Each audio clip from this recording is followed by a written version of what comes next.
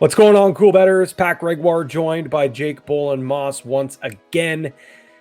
Week 1 in the books of the college football season. Both of us pretty solid week, if I must say, Jake. Both 2-1. So we're looking to stay hot here in week 2. Jake, let's not waste any time. Hit us with pick number 1.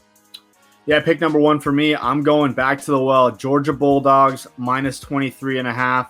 This week, they've got the UAB Blazers. And I think after what we saw last week with Clemson, it's going to be really tough to score in this Georgia defense. Clemson only got 3 points on them.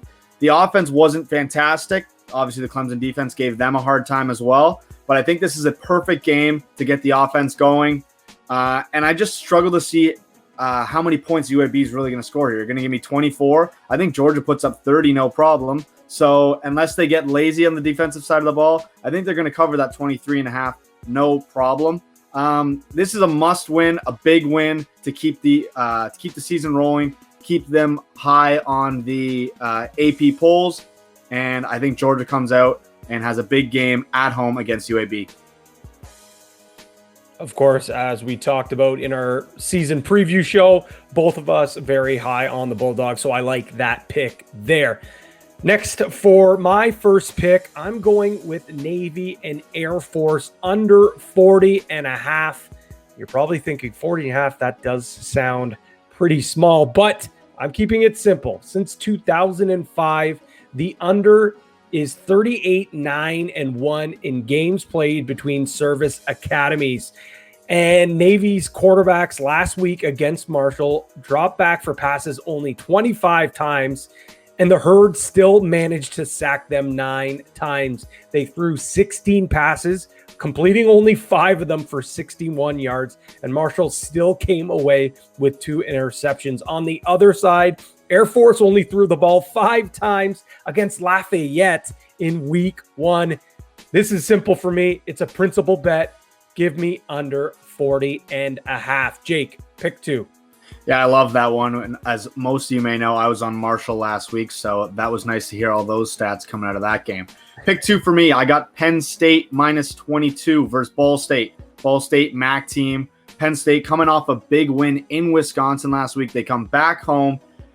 They didn't look great at times in that Wisconsin game, but they did enough to win.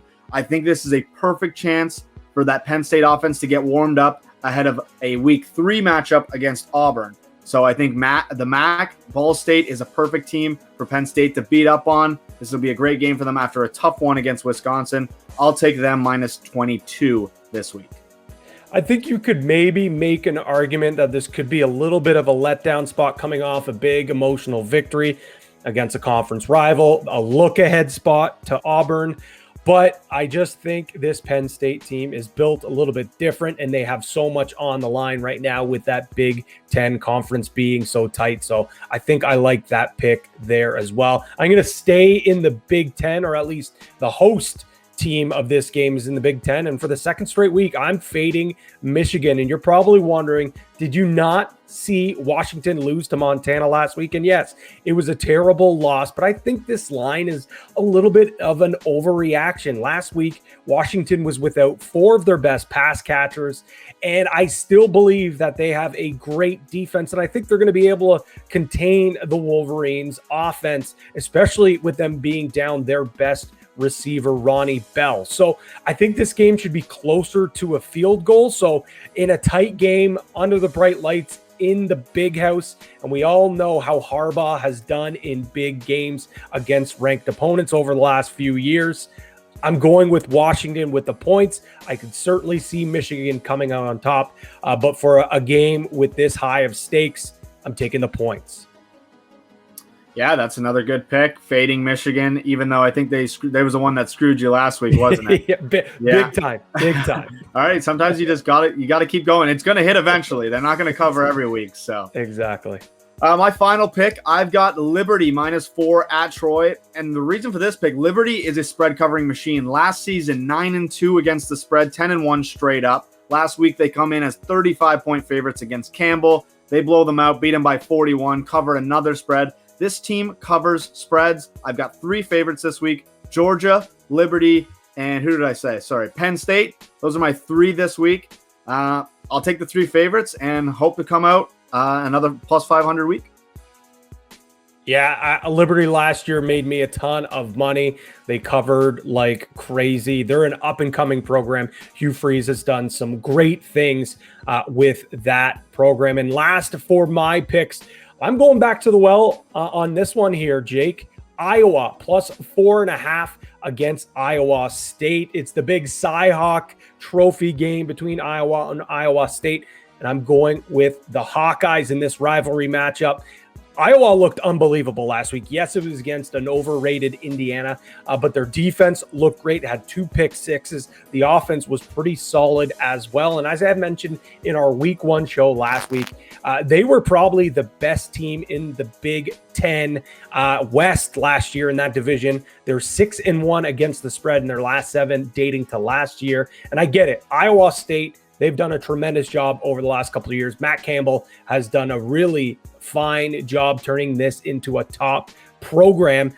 His name has surrounded a lot of those big name schools that are looking for coaches. But the one thing he hasn't been able to do for the Cyclones is beat his interstate rival, Iowa. And I think this could possibly be the year they do it. But I think if it's going to come down to it, it's going to be within a field goal. So I'm taking the 4.5. I'd also think about sprinkling the under in this. Not only has Iowa had the better hand, winning 6 of the last 7 games in this rivalry, but the under is 13-2 in their last 15 meetings. So think about maybe sprinkling. I'm probably going to bet it. It's not an official play for me, but I like the under in this game as well. So there you have it. You see the picks right there on the screen. That's our best bets for the week. We want to know what your best bets are. Comment down below and let us know who you are riding with this week. For everyone here at Coolbet, I'm Pat Gregoire. He's Jake Bolin. And as always, stay cool.